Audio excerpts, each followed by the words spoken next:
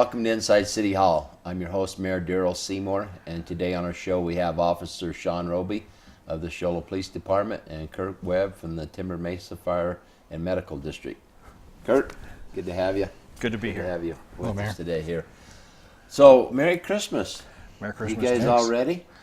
As ready as I'm going to be. You're going to be. Whether we like it or not, right? That's fantastic. Well, I just want to say thank you to you, each of you, and your organizations, what you do to try to keep everybody safe and through the holidays, especially not even the holidays, but all year long. And a lot of the things that kind of fill over into the holidays, it's really special. And being this time of year, the last thing we want to do is to have somebody that has a tragedy happen because maybe they weren't prepared or they did something. And so hopefully today maybe we'll touch on a couple of tips that maybe could help somebody prevent a tragedy over the holiday season. So let's talk a little bit about safety that we have this time of year. Everybody gets all excited about putting up Christmas lights and putting ladders up and doing everything. Let's talk a little bit about what safety measures would you like to share that they need to maybe watch out for or be careful when they're putting lights and just things on their home. It's probably a good thing that OSHA doesn't regulate residences. Let's just put it that way. True, yeah. Because you mentioned ladders, and that becomes actually a big thing. And people, if you're not very steady when you're walking on the ground, maybe you shouldn't be up on a ladder putting lights up. Or at least have somebody there watching, observing, so that if you slip or whatever, you have somebody to help you out or call 911 if necessary. When you're putting lights up, make sure to check them, make sure they're all working properly. There's no exposed wires, because they put them up year after year. Well, they tend to stretch and wear out, and those bare wires can actually start and cause fires. Well, sometimes people leave them up all year long, so they get dry rotted and sun rotted and those kinds of things. Right. They start plugging in. I mean, there's so many things that are changing with the LED lights and all this stuff. I mean, I was graceful the other day, put my lights up at my office, and I've been up and down that ladder a million times, but I was second to that rung. I spun, the ladder spun, and right there on Main Street, I did a complete cannonball flop, but come crumbling down, unfortunately. Trying your ballerina tactics. Yeah, no major issues, but one of the things too that I've noticed when you're on roofs or different things, if you get up and you're dizzy just from a chair, you need to be very careful about being on a roof too, because a lot of times blood pressure issues will change. You're bending over and you go to stand and people lose their balance, and it can be really, really sad fall as well from there. With the LED lights, there's a little bit of change because you can put strand to strand to strand. I think some of them have 25 things. Any recommendation on how the LEDs helping versus the other light bulbs we had? I still go back to reading what it says on the instructions. If it tells you don't plug in more than 6 strands in a row, I would stick with that. In fact, when we were hooking up for the Christmas light parade the other night, we actually popped a couple of fuses because we had too many strands plugged in. So and they were all LED lights. So even the LED lights will, and that's where it's nice having those newer light strands, because they come with a built-in fuse, and so they're fairly safe, but still don't exceed what. Right. What's that TV show? I am paying vacation. Where he's plugging hundreds of things into one outlet. Yeah, that does not work. That can cause a fire. Absolutely. Yeah, I mean, the big thing I think you said is just check the instructions. Instructions are made for a reason because they've been tested. So It's kind of like coffee hot. When you get it at McDonald's, it's hot. That means don't pour it, or don't spill it. That kind of thing. So but they never come in picture form, and you have to read. So those are the things that way. We have a lot of instructions this Christmas time, putting things together and things that way. Share with us just a little bit about trees, tree safety inside the home. I mean, we go out there, we're going to be picking a Christmas tree. Any smart advice on what trees to get, or more than likely, when to dispose of that tree or be more careful? Well, and this year, because we've had an unseasonably dry kind of summer, late fall, trees are really dried out. And so if you're getting a live tree and cutting it down, bringing it home, make sure to keep it watered. And you may have to actually keep water in there 2 or 3 times a day. They're drying out that fast and just sucking up the moisture because they've been hurting for moisture. When you pull on the branches, and if the needles are nice and soft and they don't come off, that's a good indication that it's still getting water and moisture to the needles. If they're starting to fall off, they're drying out and they become very susceptible to heat, which can catch on fire. Right. What has your experience been when there is a fire that starts on a Christmas tree that's dry? Some people say, oh, if it catches on fire, I'll just drag it out my door. But tell us how fast a Christmas tree goes up in smoke. It's going to vary from tree to tree, but right. The videos and experiments that I've done with, in controlled situations, within a couple of minutes that tree can be fully involved and catching the room on fire. You don't really have that much time to, and typically when's it going to happen is when everybody's asleep. So sure. Do you have time to wake up, figure out what's going on? How many of us can jump right up and right. and it's in another room, you get there, and by that time, so the most important thing if you, and here again, smoke alarms, making sure you have good working smoke alarms, because that may be what wakes you up right. and notifies you that there is a fire. Don't waste time trying to put that fire out. Get everybody out safe. That's what's most important. Things can be replaced. People cannot. Right. We don't want anybody becoming a victim in a fire. Really good advice. Good advice. Officer Roby, share with us a little bit some driving tips, driving safety. Maybe there's some things we should have in the trunk of our car or something as it gets to wintertime and right. things like that. Well, and that's the thing is it's hard to talk about them because we haven't had anything. What I could talk about now, and even still that we don't have that much, is just a big thing we always urge people to do is make sure that your windows are defrosted all the way. Right. We see people all the time that are trying to drive down the road looking through a little thing, and that's really unsafe, or sticking their head out the side because they don't thaw their windows out all the way. So make sure that those windows are good and thawed and cleared. Understand that is a citable offense and you can be stopped for that.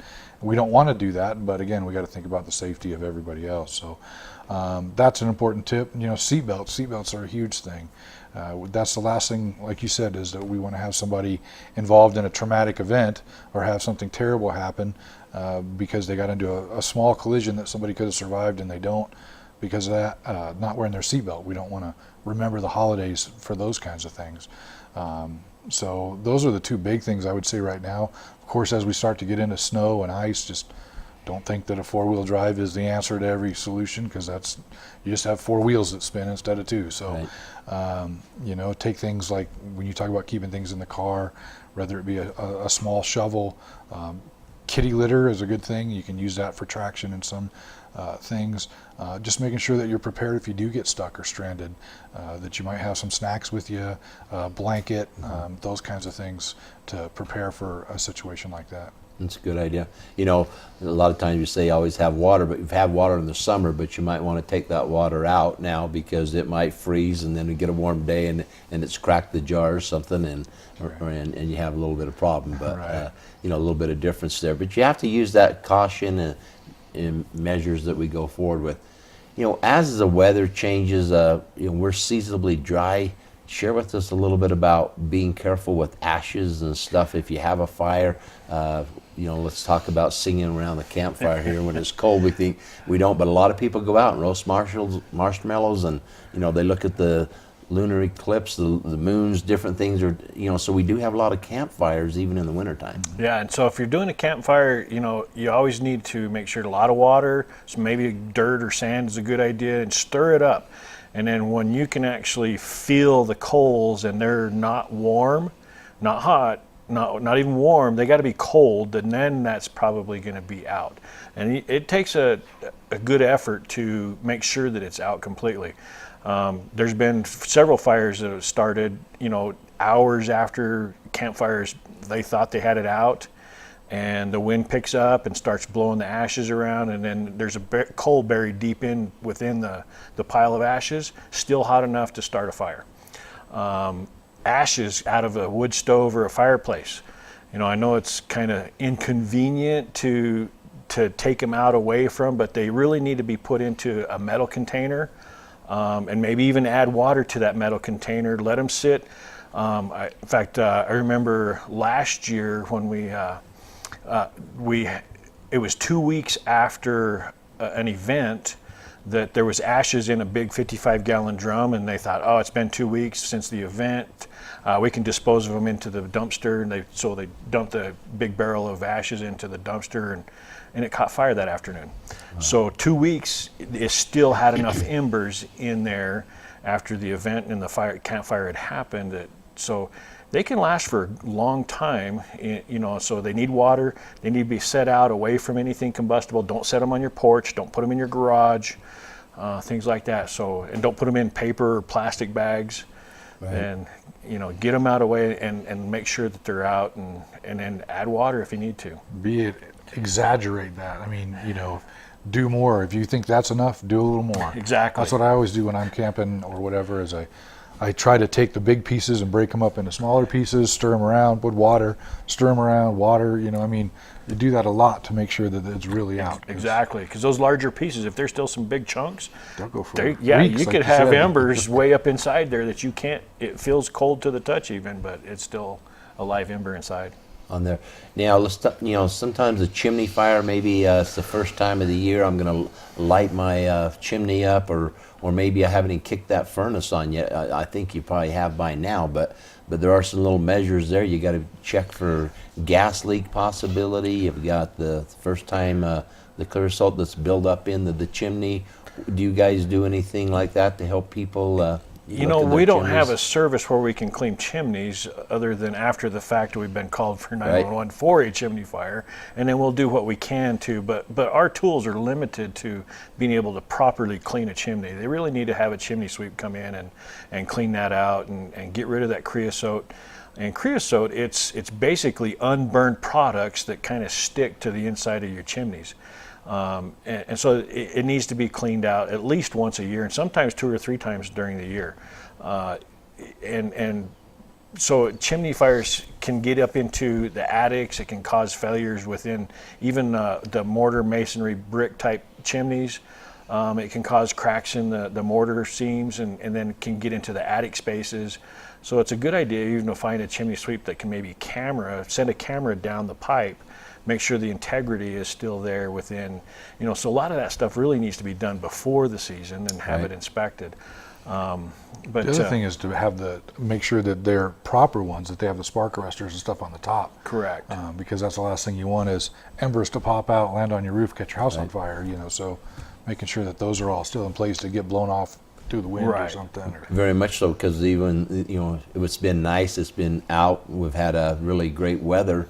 We've got more pine needles that are maybe setting in the gutters, set in place. You build a fire and you get a little spark. All of a sudden, it's right next to your gutters, and so. And that's if you didn't slip on the pine needles on your roof when you were putting your lights up. That's right. That way, all of those things, come into play that we have going on right now. Well, and the other thing too is with anytime you have a chimney or any kind of open flame heating device, furnaces that are gas operated or wood stoves.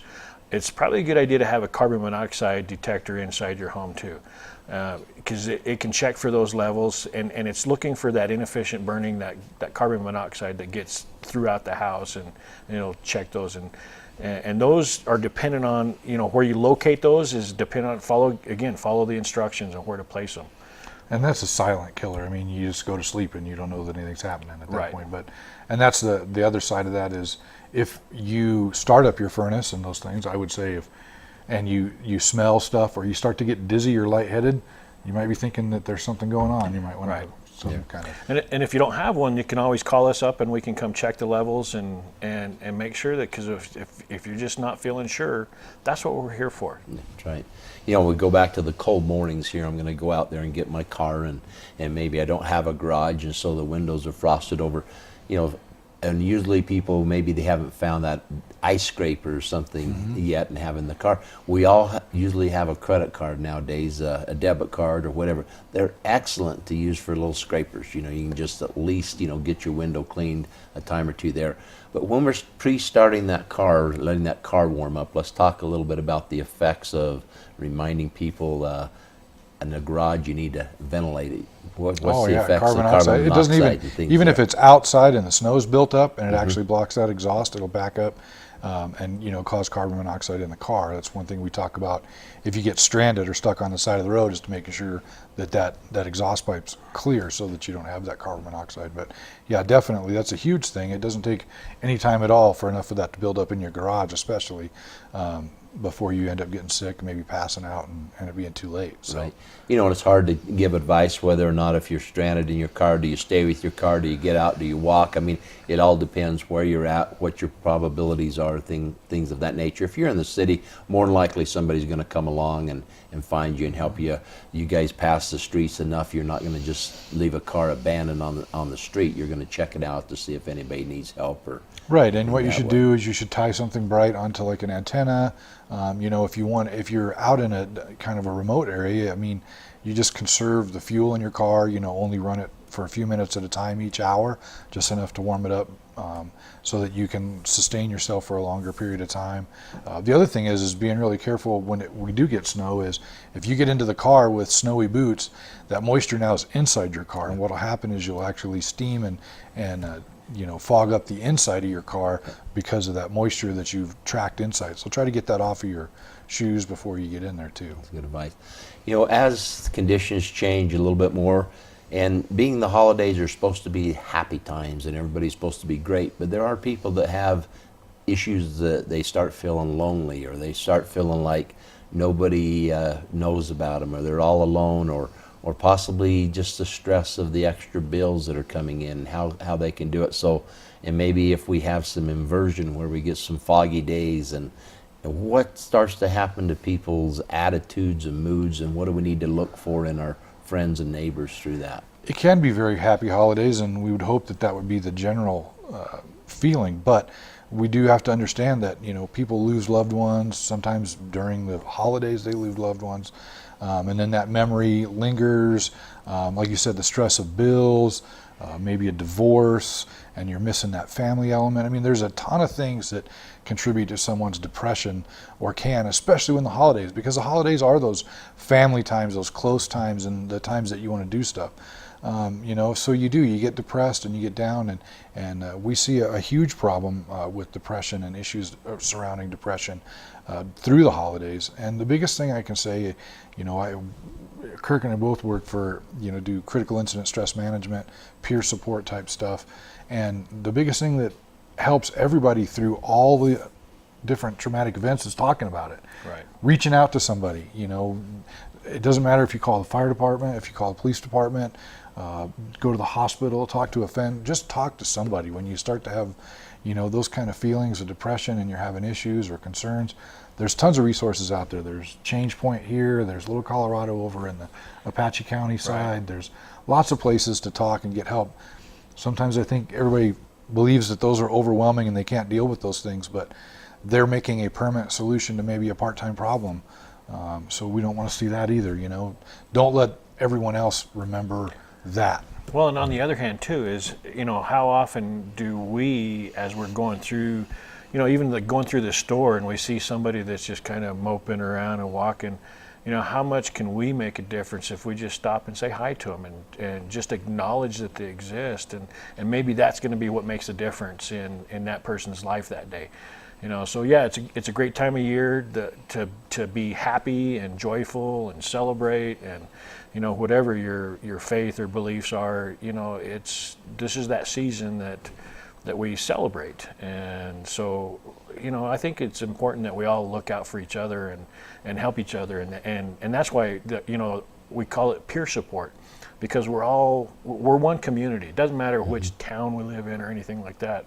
We're a community, like just recently where they had the community fast. I mean, that was awesome, and seeing the support coming from that, and how much does that make a difference in people's lives, and yeah, it gained some money and funds, and enough to be able to reach out to some of these families or individuals that need help during this time of year.